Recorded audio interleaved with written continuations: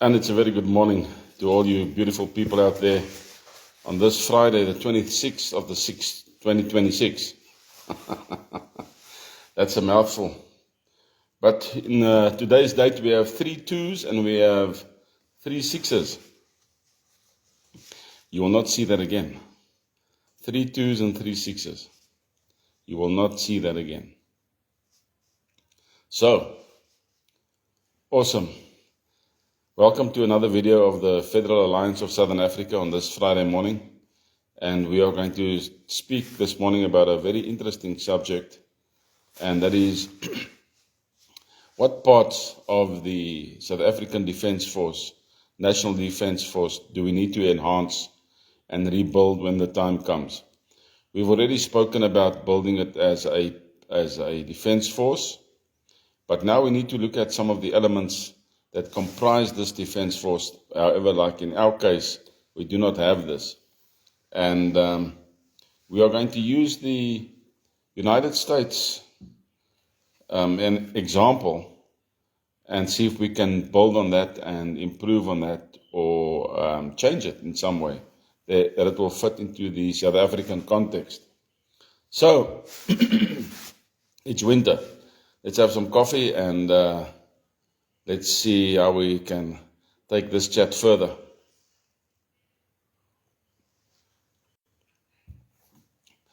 Ryk en lekker koffie kapitaal. Huh? Coffee in the morning is God-given, I'm sure. In any case, we have Lofty here this morning. Good morning, Lofty, old chap. How are you doing, old boy?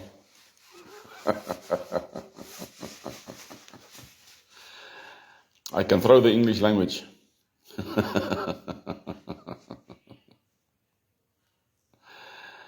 Daar is nog iemand wat van ons ook loer daarso. Baie welkom hier so by ons vanoggend. Maar ek sal met 'n bietjie meer hogere Engels begin praat, man. I say. I say. What do you say? I say good morning. Good morning, gentlemen and ladies. And we're looking at an important topic. And we're going to use the US model to discuss some things this morning. And Heina, good morning, old chap. And we're going to look at a few things. There are 2 pillars that are used in the United States model. The one is the investigative agencies, or the MCIOs, or the MCIOs, and the other pillar that we'll be looking at is the legal corps, the legal corps, all right? These are 2 branches in the United States Defense Force that's crucial to their sustainability. And I'm going to name some of these things here and see how we can add this into a South African context when the time comes. Good, so these are the primary agencies responsible for investigating serious felony-level crimes. They are distinct from regular military police who handle day-to-day order and minor offenses. Each major branch of the US military has its own dedicated military criminal investigation organization. Each major branch has its own dedicated MCIO, Military Criminal Investigation Organization. And we need this. We need this for South Africa. Jan, good morning, old boy. How are you doing? And we need this for South Africa, and we're going to look at some of them. In the Navy and the Marine Corps, we have the Naval Criminal Investigative Service, the NCIS, right? It's a civilian-led federal agency that investigates major crimes, murder, sexual assault, fraud, counterintelligence, terrorism, and provides protective services for senior officials. It operates globally.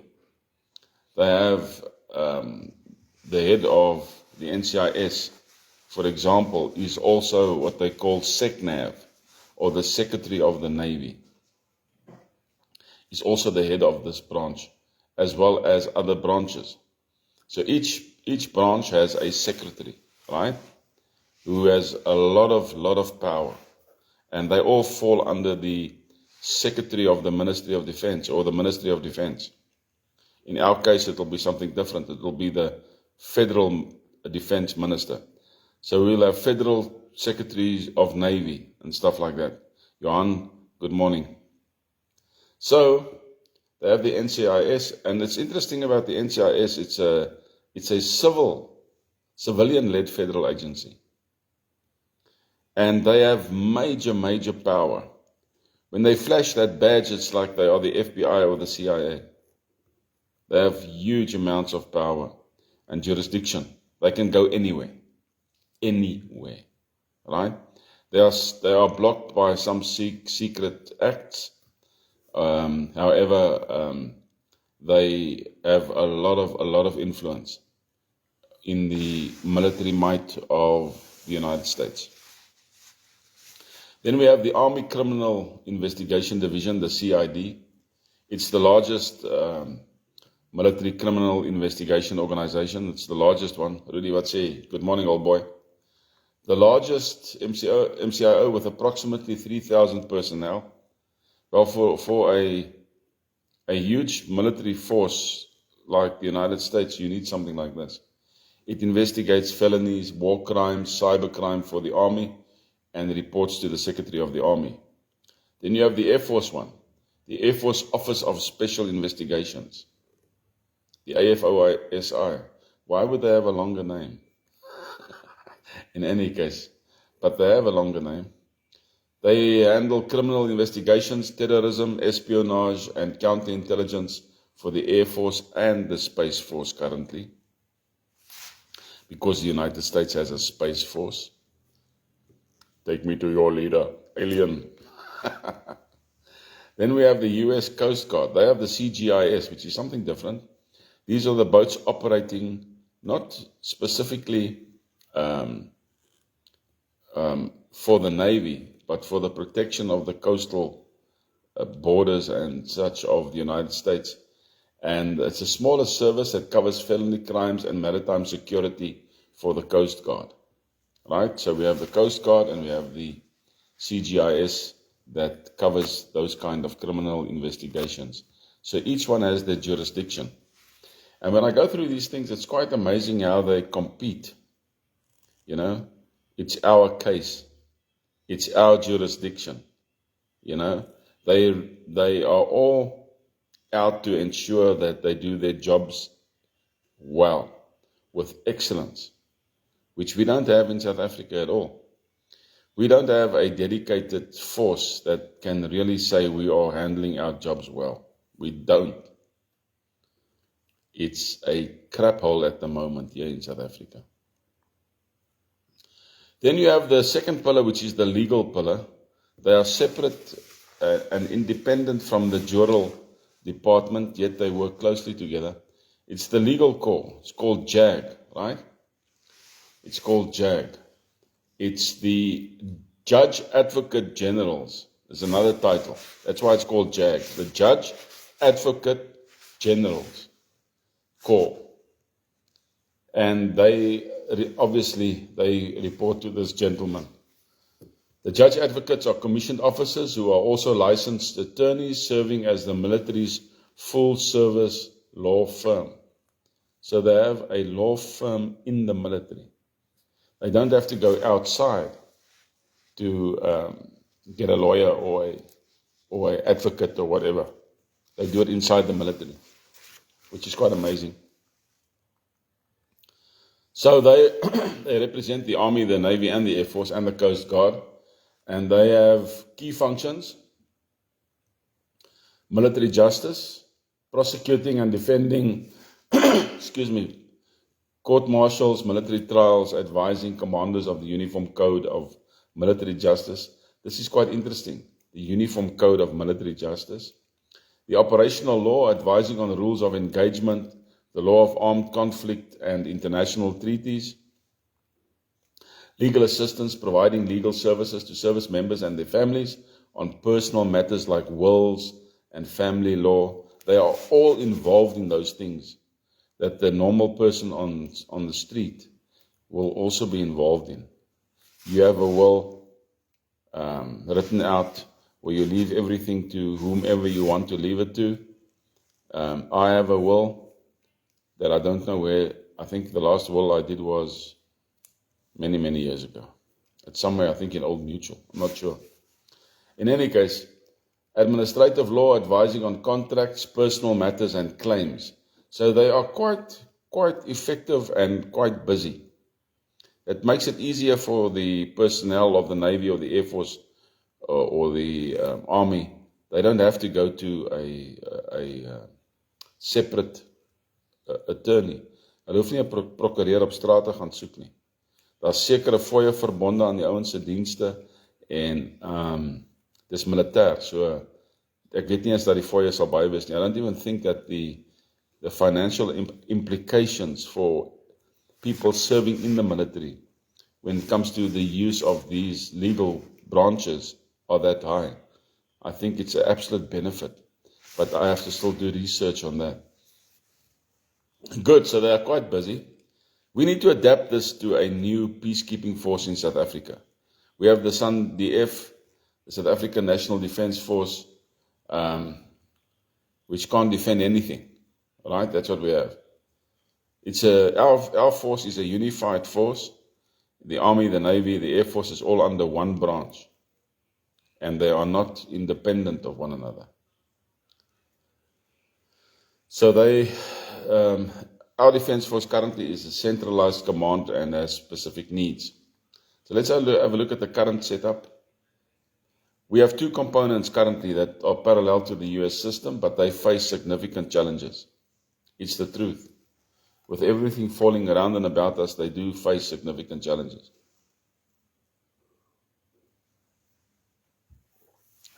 We have the MPs, the Military Police Division. All right? Remember the MPs with their red doibies? That was so stupid. For me, that was the most absurd thing. Having them identified with red doibies. If you see the red doibie, I'm sure you all know what's a doibie. If you see the red doibie, then you start getting nervous. That was the dumbest thing. You see the guy at the distance and then you run. In any case, it handles routine policing and some investigations, but reports indicate it is under-resourced and lacks capacity to handle complex cases effectively. Now, this is just a nice way of putting it. Reports indicate it is under-resourced and lacks capacity. It is under-resourced because funds are stolen and misappropriated, and lacks capacity because these people cannot think. It's as simple as that. Then we have the Defence Legal Services Division, the DLSD. Provides legal services to the military of the defence in the SANDF, while it performs functions similar to a combined JAG Corps. Concerns have... Hey, this is just putting it mildly. I have to laugh. Because I've taken this out of, I've translated some of this stuff in. Concerns have been raised about its budget, manpower, and ability to attract and retain experienced lawyers. You see, when we change the judicial system, experienced lawyers in South Africa will not be earning the amounts of money that they do.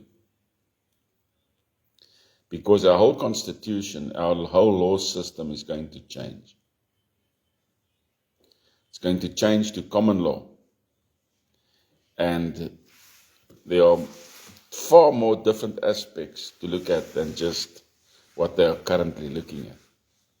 Divorce lawyers and all those kind of things. Divorce and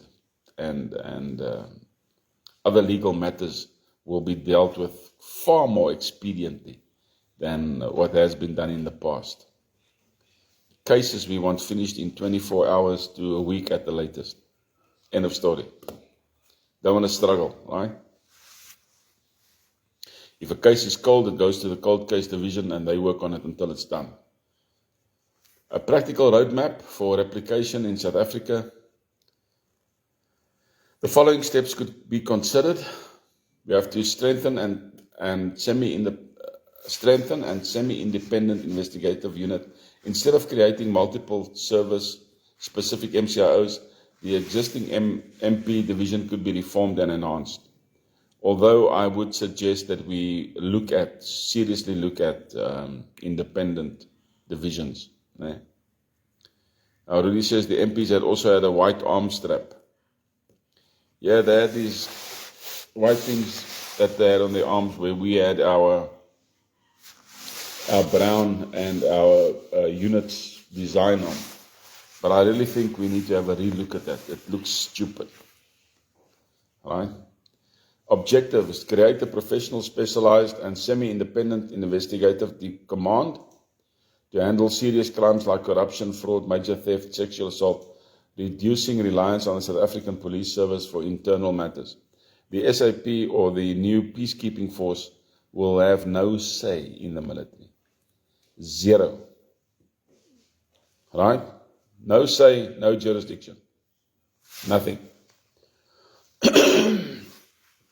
They can cross-investigate. They can work together. But this one does not have a say in this one's case, and this one doesn't have a say in this one's case. It's better like that. You keep egos out of the thing, and you don't have this thing of a police captain thinking himself in a higher position than a Navy captain, for example. All right? Just for example, the two ranks have got nothing to do with one another. They are on no level whatsoever. One is not higher than the other. Each one is a rank in its own core, right? And will be handled as such.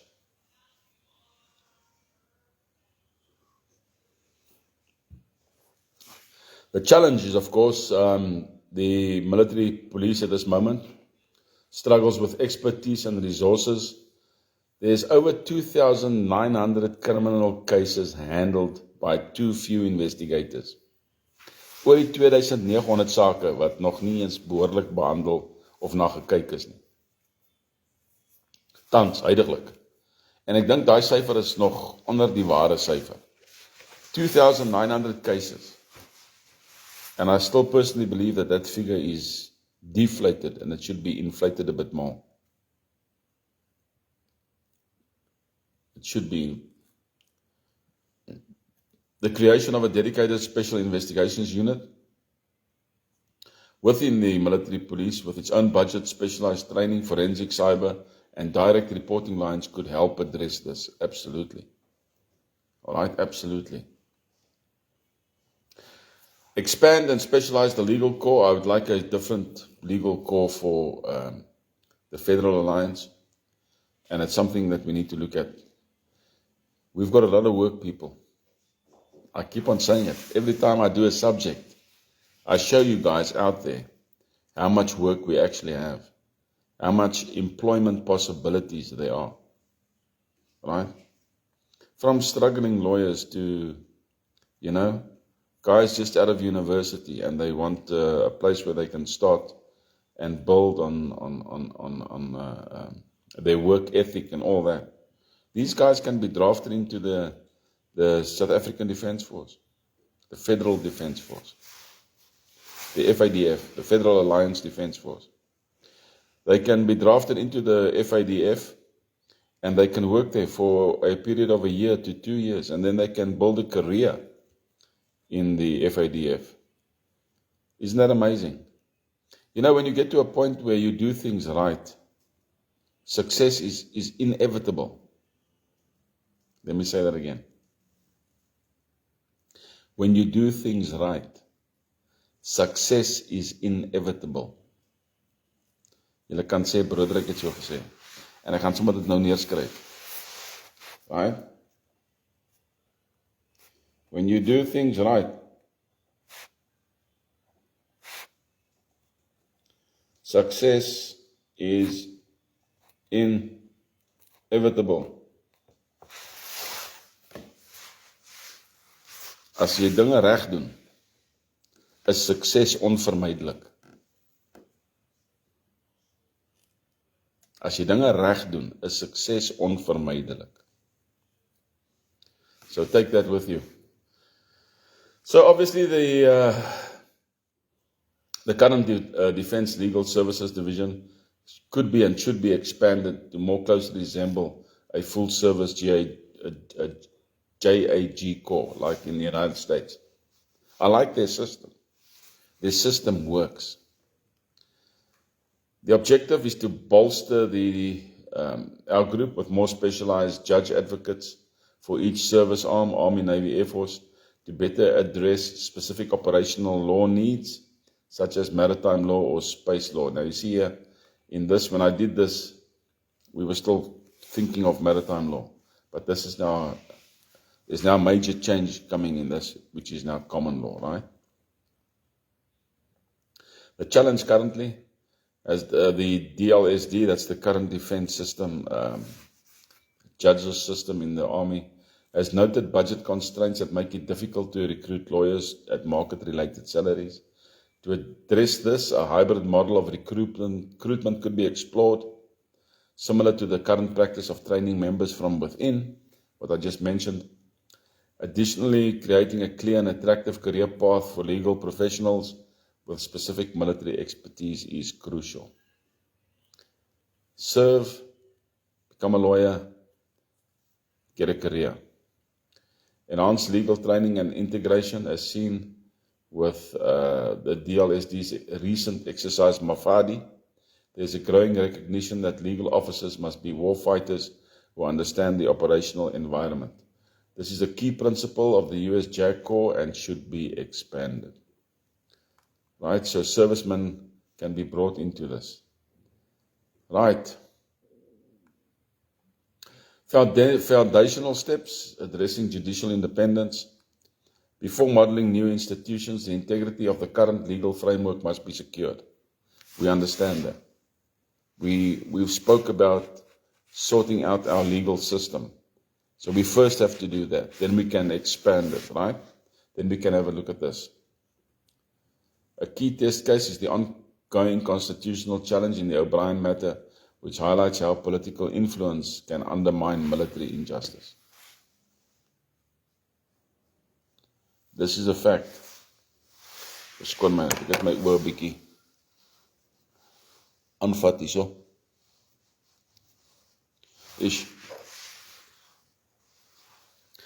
Political influence, politieke inmengery, maak dit moeilik op elke liewe vlak in Suid-Afrika om voort te gaan. It's a difficult thing in the current climate that we have, right?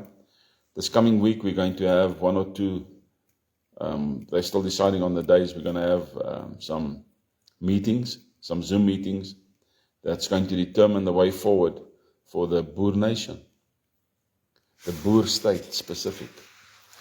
All right, this is in this coming week that we have that, right? The core issue is the Minister of Defense has the power to appoint, assign, and remove military judges without independent oversight. That should not be. I don't like the judge, I get rid of him. That's South Africa. This control over tenure and the ability to investigate judges through boards of inquiry violates the principle of separation of powers. Absolutely.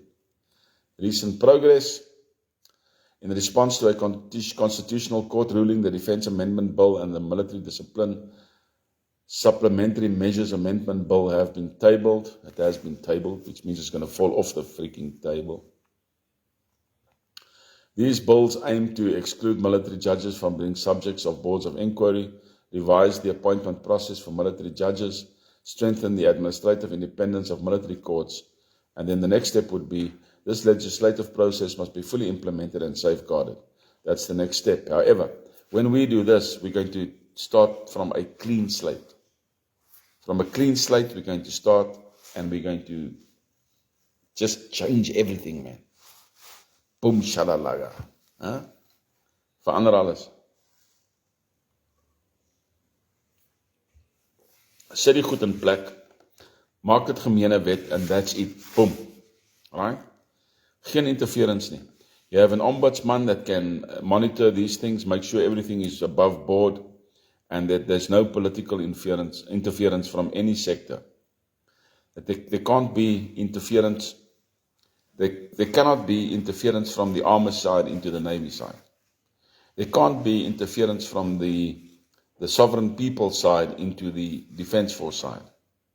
There can't be interference from the police, peacekeeping forces side to the Defence Force side. Right? Everyone must have their own compartmentalized institutions that do their own work, and they all come to a point eventually. Remember the hexagon? We need that in every service, in every branch. We need the hexagon. So if a hexagon is in, let's say, the Navy, you have the judicial side, you have the investigative side, military investigative side, you have the NCIS, civilian investigative side, you have the military police for base operations, and you have the normal administrative side, and we can add a medical side if we have to that one. So you can make sure that your 6 sides are covered, right? And we build on that framework. We keep that framework going right through. Every single person, 6 people around him or her. Just 6. The next one, the same thing. The next one, the same thing. And that's how you build it down. Right? Don't overwhelm somebody. 6 is sufficient. 1 being a personal assistant, 1 being admin, etc., etc., etc. Whatever is necessary. We take it from there, step by step. So, we need some strategic priorities, of course. We have to invest in personnel and professionalism. I would just get these guys from overseas, man. And tell them, just come and build it.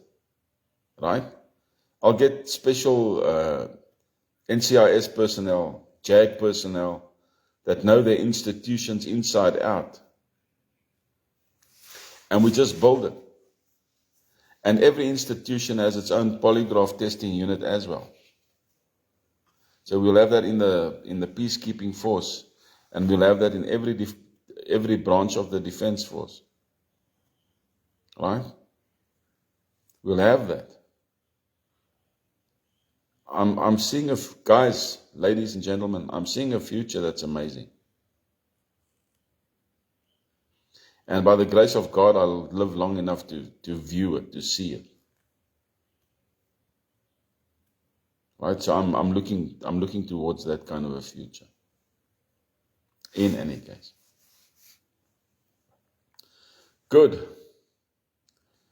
We at this current moment, we face severe human resource challenges or sovereign man resource challenges.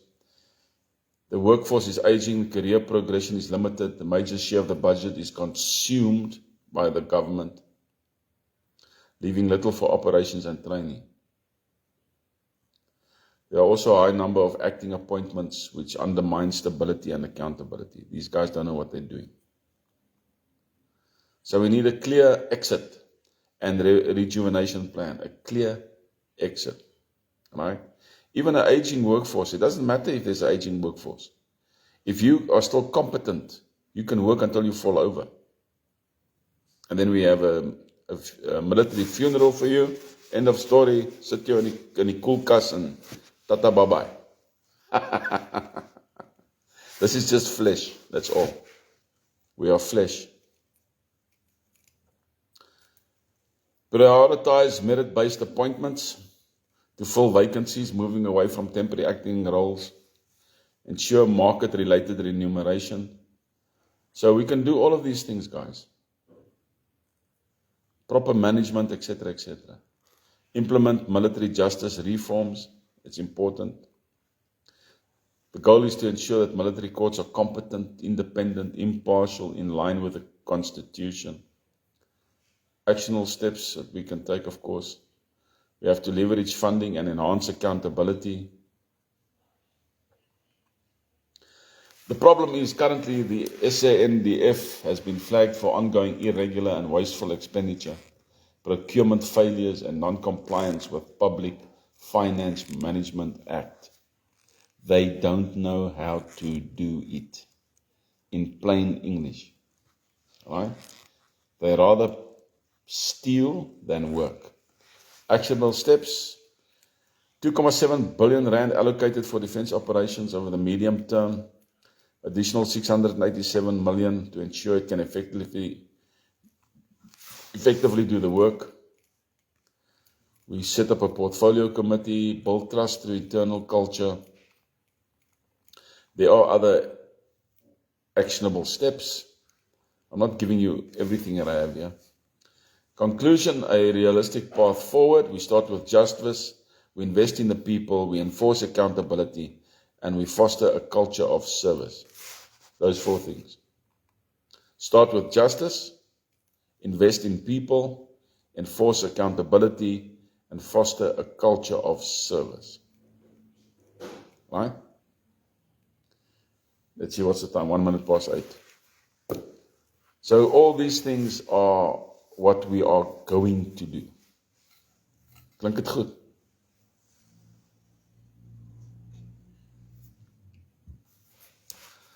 Ask yourself this question. Has the Freedom Front or the DA or any of these other idiots ever thought of something like this? Or do they just want to win the municipality? Ons moet net die munisipaliteit wen.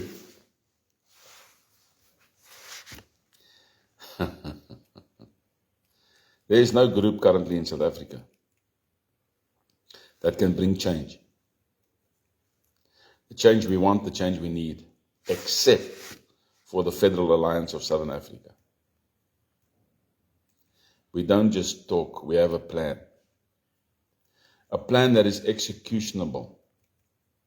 A plan that will enhance South Africans, bring us prosperity, bring us justice, bring us security, protection. We have that plan. Only the Federal Alliance. And we are not going to do it in a political manner. It's non-political or apolitical. We get rid of politics. And we bring the business of governing the people to the people. All right? All over the world, we see different groups of people standing up. Maak hulle stemme dik.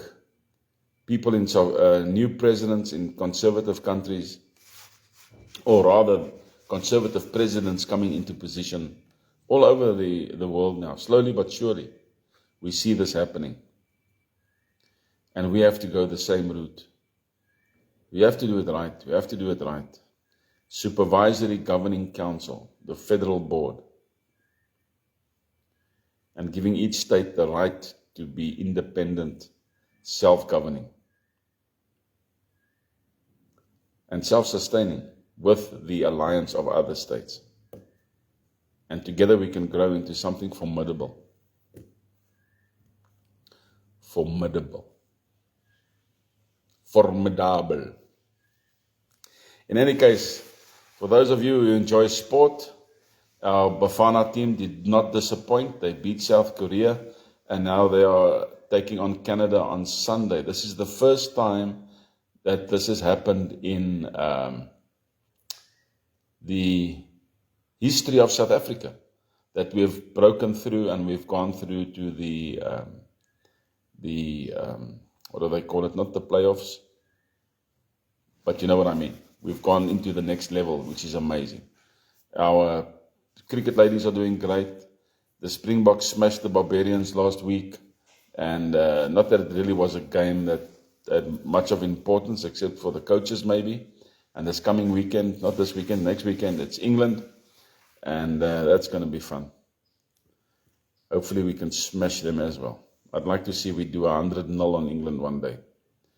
Nevertheless, we do all this because we are working towards being Freelanders, Vryburgers, Boere, Englishmen, Irish, Xhosa, Venda, Pedi, you name it.